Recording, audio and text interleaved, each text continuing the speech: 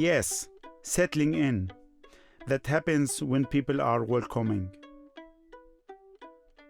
Being at home somewhere should mean that you have something to eat, a roof over your head, a country where you can live in peace. Actually, I have two homelands, Syria and the GDR.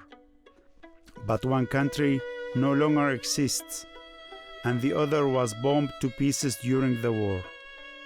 I'm Ismail. My friends call me Easy. I am from Damascus, the capital of Syria. Well, from a village near Damascus.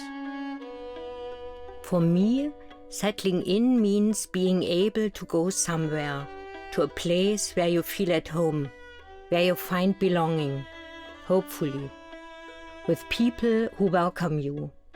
But you also could move on from there. I'm Conni from Leipzig. I graduated from high school in the early 1980s. After that, I became a radiology assistant at the university hospital. My mother was a scholar of German studies, my father a doctor, so I didn't have much of a chance. After all, the GDR mainly supported children from working-class families. Since the 70s, the GDR considered Syria a country with a socialist orientation. It wasn't really socialism, but the general direction was right. One party was in charge. There was no real opposition. It was during this time that I came to Leipzig as a 19-year-old student in the German Democratic Republic. No one in my family had gone to university before me. I am the eldest son, and that meant in order for Ismail to make it, he has to do really well at school. Only the best were allowed to go abroad. First, of course, I had to learn German at the Hölscher Institute in Leipzig, together with other students from all over the world. Why is it one Kuh and two Kuhe, but more than one Katze isn't Kätze? Phew, German really isn't easy. Then I was off to study finance at the Humboldt University in Berlin, the capital of the GDR. Lenin's agriculture, and in the very first seminar, I thought I knew what socialism was. But who is Lenin? We had to study a lot for uni. But the absolute highlight of each week were the parties we had in the basement of the student residence.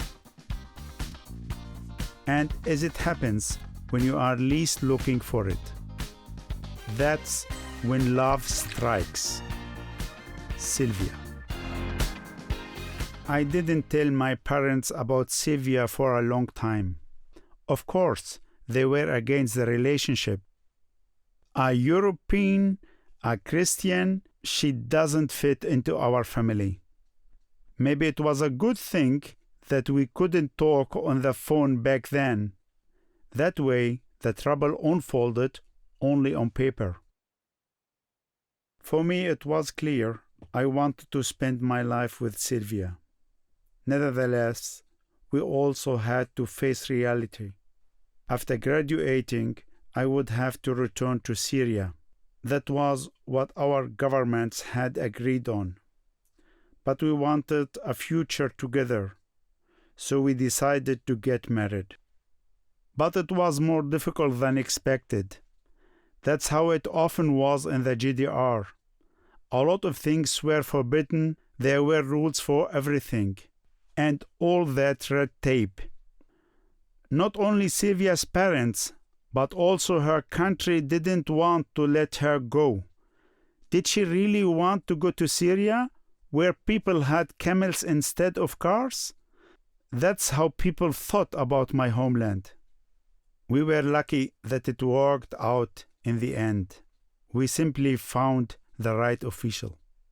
In Syria, a whole new life was waiting for us. In the summer of 1989, I wanted to go on a trip with my best friend. We worked together at the university hospital. 4 weeks of hitchhiking via Hungary to Bulgaria, that was the plan.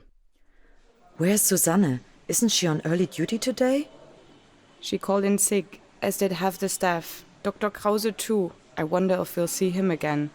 He wouldn't be the first to leave for the West. Only slowly did I realize that my friend Susanne had also taken off. And she hadn't said a single word to me. Every day that summer, someone you knew made a run for it and fled across the Hungarian border to Austria, just like Susanne. I too wondered, should I go, leave my family behind, or should I stay? We talked a lot about leaving and staying in the youth group at my church. Every Monday we met for peace prayers at St. Nicholas Church. For a long time it hadn't just been parishioners anymore who attended. Here was a place to speak freely. Even though we knew that the GDR's secret police, the Stasi, was watching us. We wanted to bring change to Leipzig, to the whole country. But the state fought back. Many people were thrown in prison. What's the point of leaving? After all, not everyone can just bail, and certainly not those who are smart and capable. We urgently need free elections and the right to have a say. Otherwise, nothing will ever change. In autumn, the Monday prayers turned into Monday demonstrations. This was a time when suddenly everything seemed possible. When people actually felt they belonged, felt at home in their own country. It was an atmosphere full of good ideas. And on the 9th of October 1989, tens of thousands of people gathered and marched round the ring road in Leipzig. All the things that could have happened. In Beijing, the military had been deployed in Tiananmen Square, and who knows how many had been killed. The Leipzig police didn't intervene. There was no violence. Even today, I still consider it a miracle. The beginning in Syria was difficult, especially for my wife. She hadn't experienced heat like this in Berlin. Initially, we couldn't afford our own flat and had to live with my parents, together with my 3 siblings and a bunch of children. The little one there, that's our daughter. It was pretty crowded. My degree from the GDR was worth a lot in Syria and got me a job at the Ministry of Finance. Sylvia first had to learn Arabic. Then she quickly found work as well. After a few years, we were able to buy our own flat, thanks to our home loan and savings contract. We no longer lived in the GDR, but it was still very much present.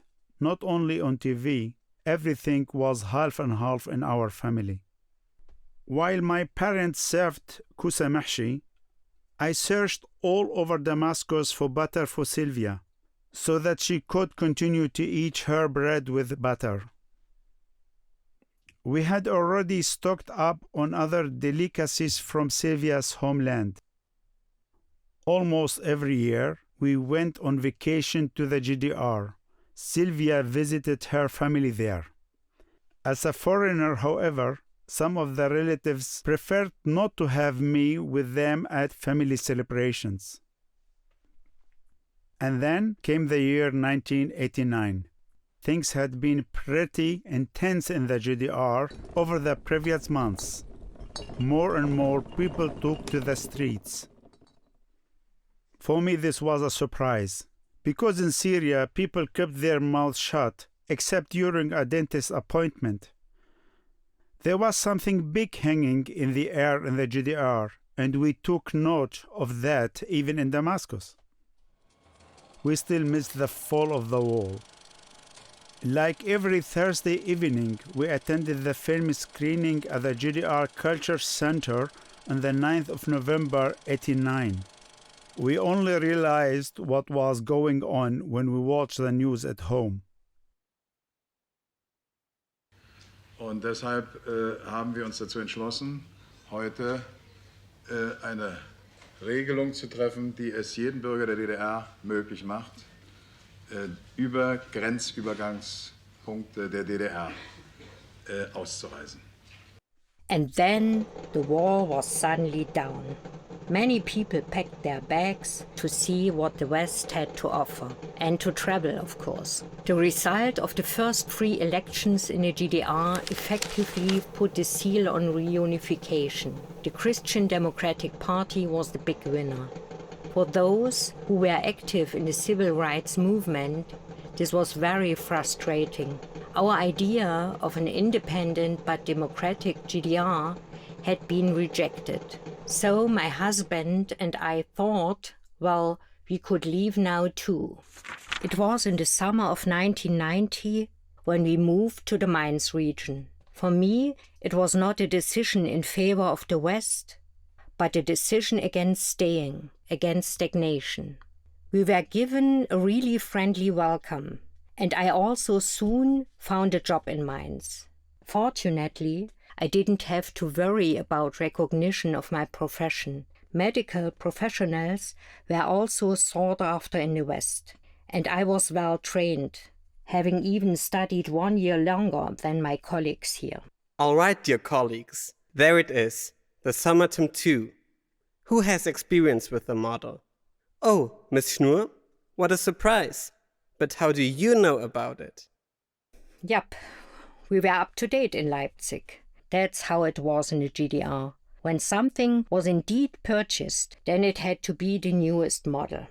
Often there was only one device for an entire district, and so it had to work reliably. I enjoyed working at the clinic, but I wanted more at the time.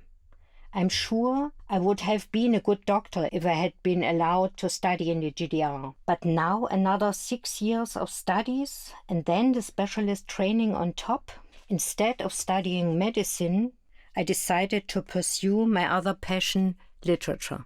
In my very first semester, I took a seminar on comics in Eastern Germany and another on the publishing industry in the GDR. My friends even joked that I was only picking classes related to my origins. However, many of them hardly knew anything about the GDR. I quickly realized that. Look, it's Armin Müller-Stahl. Who is Armin Müller-Stahl? He was one of the most important actors in the GDR. He protested against the expatriation of Wolf Biermann and then had to leave himself. Oh, I see. And who is Wolf Biermann? For me, it was unimaginable. How could you not know Wolf Biermann? After the movie, my friend asked me if I knew who Bill Gates was. That's when I had to admit I didn't. In Syria too, people were hopeful. There was hope for a better country, a democratic future. But it wasn't like in the GDR. There was no peaceful revolution. Assad did not let that happen. The Arab Spring, the Rebellion, began in Syria in 2011 and quickly escalated into a civil war. We were forced to leave our homeland. For more than 10 years, people in Syria have suffered oppression, displacement, and torture. And still, I wish that my family and I will be able to see our homeland again one day. I haven't given up hope. Berlin has always been my second home. I came of age here. Now I'm at home here again. In Mainz, I have my husband, children, and a job I love. I have friends and my church. Above all, I am grateful to have found a new home without losing the old one. Putting down roots is a process. Settling in is something one does throughout one's life, in one way or another. I have decided that this process is not over for me yet.